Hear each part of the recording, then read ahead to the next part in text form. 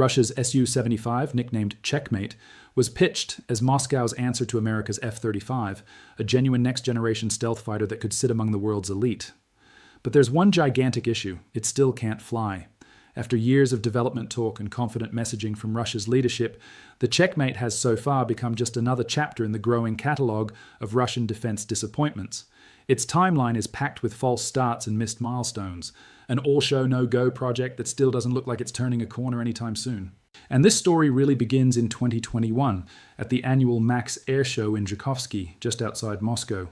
Historically, MAX has been a favorite stage for Russia to reveal what it claims are its newest breakthroughs in aviation.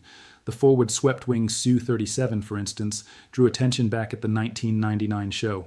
In 2011, Sukhoi, Russia's flagship fighter manufacturer, unveiled a prototype of the Su-57 for the first time.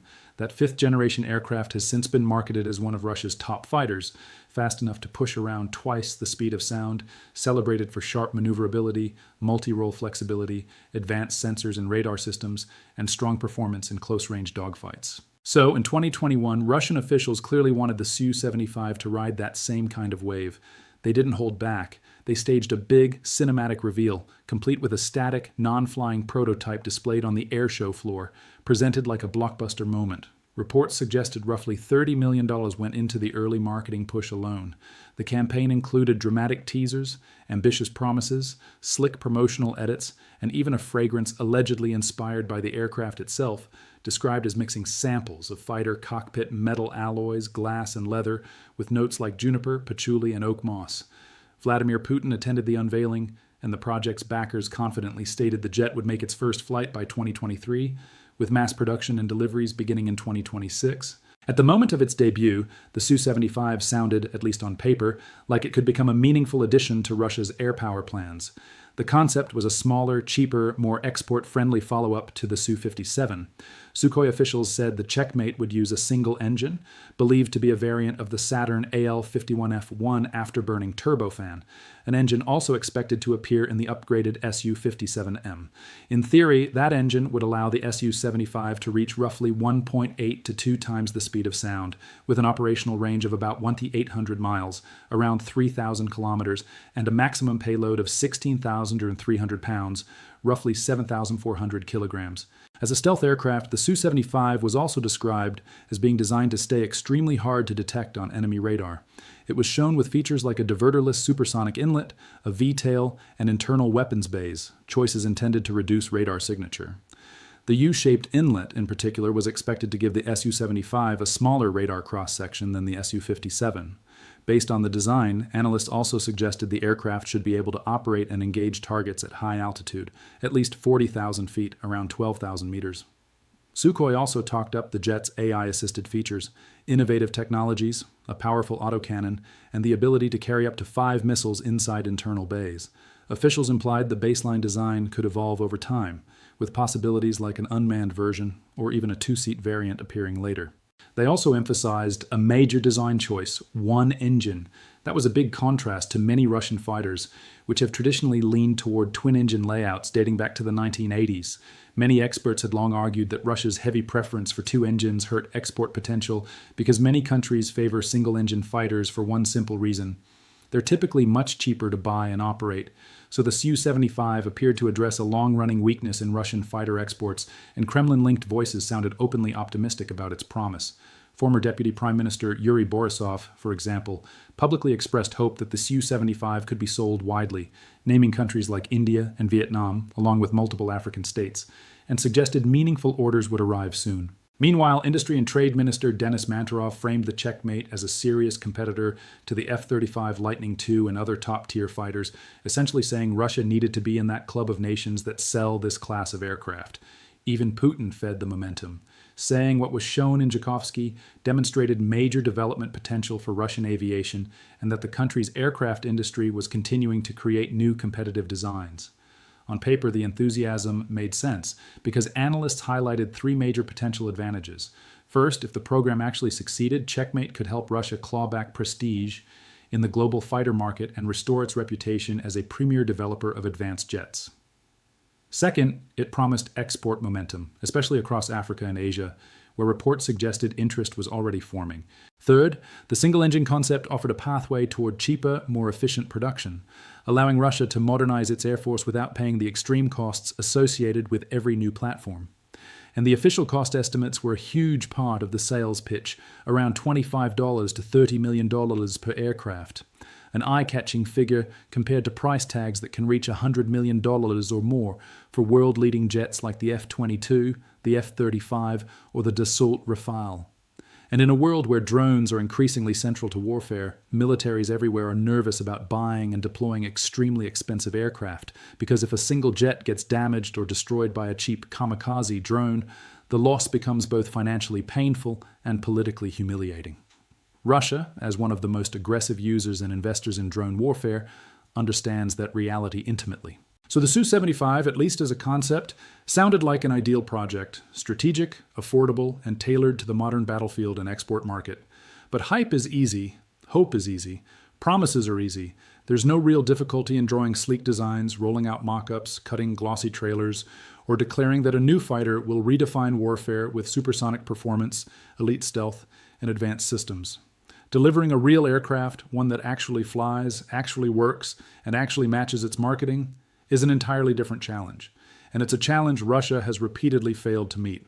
Back in 2021 at MAX, Russia could display what looked like an Su-75 airframe, but it was a non-flying prototype, more like a large showpiece than a functional weapon system, and absolutely incapable of taking off or threatening anyone. Still, officials waved away concerns. No problem, they said.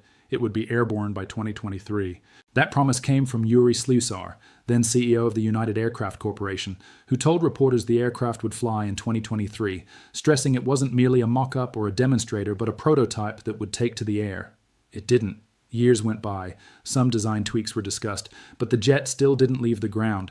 The first flight target slid from 2023 to 2024, then to 2025, and test pilot Sergei Bogdan even suggested the program needed a little help from above to finally get airborne in early 2026, saying the plane was already in the workshop, finishing final changes with specific schedules in place. God willing, it would happen soon. Meanwhile, Russia kept doing what it's been doing, presenting non-flying models at air shows. At the 2025 Dubai Air Show, for example, another Su-75 prototype sat on the display floor again. Rostec CEO Sergei Chemezov claimed the aircraft was almost at the stage of flight testing. He continued with the same optimistic tone, suggesting it would be in demand once development reached the next phase. But for now, it's still mostly smoke and slogans. No matter how officials frame it, the reality remains. In its current form, Checkmate has no operational military value. A fighter that can't fly is not a fighter, it's a display item. And it's an embarrassing one, not just for the manufacturers, but for Russia's defense industry overall. And it joins other projects that were marketed as revolutionary but never delivered as promised, like the T-14 Armata, once sold as a world-beating tank, but widely viewed as too expensive and impractical to field effectively in Ukraine, or the Tupolev Paquet-DA, a stealth bomber program that has remained trapped in development hell for years on end. So why has this program turned into such a stumbling disaster, one defined by delays, false starts, and promises that never materialized? The explanation can be boiled down to a single word: war. When the Su-75 was first revealed in 2021, Russia had not yet launched its full-scale invasion of Ukraine. At that moment, the outlook still appeared optimistic. There were no obvious external shocks threatening to derail the development of a flashy new stealth fighter, and no immediate pressures pulling resources away from long-term aviation projects. That's exactly why officials in the defense industry sounded so confident about early milestones like the aircraft's first flight. Then came 2022. Putin ordered the invasion of Ukraine, and everything changed. From that point forward, even high-profile defense programs like the Su-75 were quietly pushed down the priority list. The war began consuming Russia's aerospace sector from the inside out. Resources that had once been earmarked for advanced platforms and experimental designs, projects like the Sukhoi Checkmate, were suddenly redirected elsewhere. The Kremlin's immediate concern became keeping its existing aircraft operational. That meant pouring effort into maintaining aging Soviet-era jets and bombers, not investing heavily in unproven next-generation fighters. Time, money, and skilled labor were no longer available for ambitious new projects when the battlefield demanded constant repairs, replacements, and improvisation. Factories that might once have produced advanced stealth components found themselves doing very different work. Instead of building future aircraft, they were repairing battle-damaged planes from decades ago or designing emergency upgrades to make older platforms more effective in strikes against Ukraine. The industrial capacity simply wasn't there anymore to support a stealth fighter that would still require years of testing and refinement before it could ever enter service. Financial pressure compounded the problem. Development budgets shrank rapidly, modern fighter programs require long, expensive flight test campaigns, and the Kremlin increasingly chose to divert funds toward more immediate wartime needs, mass-producing drones, glide bombs, and missiles, paying military salaries, and sustaining ongoing operations. And these problems didn't stabilize over time. They intensified. International sanctions made matters dramatically worse. Russia found itself cut off from or severely restricted in access to critical technologies needed for next-generation aircraft development. Precision machine tools, advanced manufacturing equipment, and semiconductors became extremely difficult to obtain or produce domestically.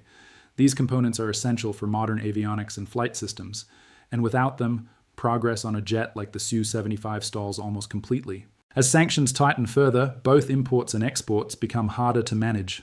At the same time, Russia's economy continues to take damage from massive wartime spending, placing additional strain on already limited resources.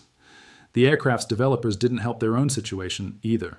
Reports indicate that UAC assigned design teams to work on both manned and unmanned versions of the Su-75 simultaneously. In practice, that effectively doubled the workload, and designing an unmanned combat aircraft is extraordinarily difficult. No fully autonomous combat aircraft has yet been deployed in real battlefield conditions anywhere in the world. So engineers working on the Checkmate weren't just tasked with building a new fighter from scratch under tight budgets and shrinking resources. They were also expected to develop a groundbreaking autonomous flight system at the same time. A far more practical approach would have been to focus first on completing a conventional piloted Su-75 and getting it airborne.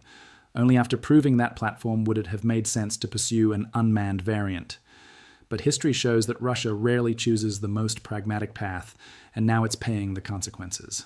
Despite this, officials continue to insist that the aircraft's first flight is just months away, and that foreign buyers are eager to place orders. Yet there is little concrete evidence to support those claims. At present, there are no confirmed export contracts for the Su-75. And that's hardly surprising. No rational buyer is going to spend tens or hundreds of millions of dollars on aircraft that haven't even demonstrated basic flight capability. Early on, there did appear to be interest, particularly from countries such as India, Vietnam, and the United Arab Emirates. But that enthusiasm has cooled as potential buyers have taken a closer look at Russia's manufacturing bottlenecks and technological shortfalls. At the same time, the global audience has been watching Russia's military performance in Ukraine with growing concern. When the war began, many analysts assumed Russia's larger, more experienced military, backed by vast Soviet stockpiles and advanced weapons, would quickly crush Ukrainian resistance. That expectation proved spectacularly wrong. Instead, Russian forces have spent years grinding forward at enormous cost, suffering severe losses on land, at sea, and in the air. Russia's image as a dominant military superpower has been badly damaged as its tanks, aircraft, air defenses, and other systems have repeatedly been neutralized or destroyed by a force that was widely assumed to be far weaker. For many nations, especially in Asia, Russia was once seen as a reliable source of military innovation, particularly for armored vehicles and fighter jets. Ukraine has flipped that perception on its head. Increasingly, governments are questioning whether Russian hardware is worth investing in at all. And with the war dragging on and no clear end in sight, even long-standing customers of Russian and Soviet equipment are being forced to reassess. Is it wise to commit massive portions of defense budgets to aircraft from a country that has struggled so visibly and appears likely to become weaker, poorer, and more isolated in the years ahead? For many, the answer is already obvious. Several countries have quietly stepped back from the program. The United Arab Emirates, for example, reportedly paused its involvement in 2023, instantly removing a crucial source of funding and development support. As a result, even if Russia eventually manages to deliver on its promises and finally gets the Su-75 airborne, there is no guarantee the program will ever be considered a success, either as an export product or as a meaningful upgrade to Russia's own air force. In fact, Russia's conduct in Ukraine has raised a deeper question. Do next-generation fighters like the Su-75 even fit into the Kremlin's current military doctrine anymore? Russia failed to achieve air superiority early in the war and gradually shifted its focus toward drones, electronic warfare, and large volumes of unguided munitions. These tools proved cheaper, faster to produce, and more aligned with Moscow's attritional approach. Russian strategy has leaned heavily on brute force, overwhelming Ukraine with mass drone attacks, artillery barrages, and missile strikes designed to exhaust defenses over time. In that environment, expensive stealth fighters don't play a central role. Even before the Su-75 has flown, it already feels misaligned with the realities of modern warfare, as Russia is actually fighting it. So while officials will continue to insist that everything is on track, and a flying prototype may indeed appear in 2026, it's difficult to see the aircraft making any meaningful impact on Russia's military strength or economic prospects. Even if a prototype finally takes off, industrial-scale production would still be years away, and attracting international buyers will become increasingly difficult as Western sanctions expand and global confidence in Russian defense manufacturing continues to erode. In the end, the Su-75 stands as yet another high-profile case study in Russian mismanagement, poor planning, and strategic short-sightedness. It was marketed as a rival to the F-35, a jet that would join the elite ranks of modern fighter aviation. Instead, it has become a grounded disappointment, a heavily hyped project that has delivered nothing after years of development, with a future that looks more uncertain by the day. Russia's broader outlook is no brighter. Its economy is edging closer to recession, debt levels are climbing, and oil revenues are shrinking under the growing weight of sanctions. You can explore that situation in detail in this breakdown, or check out our analysis of Russia's staggering casualty figures, with recent reports indicating losses that are simply not sustainable. And be sure to subscribe to the channel for more in-depth military analysis and breaking coverage of the Russia-Ukraine war and other major conflicts around the world.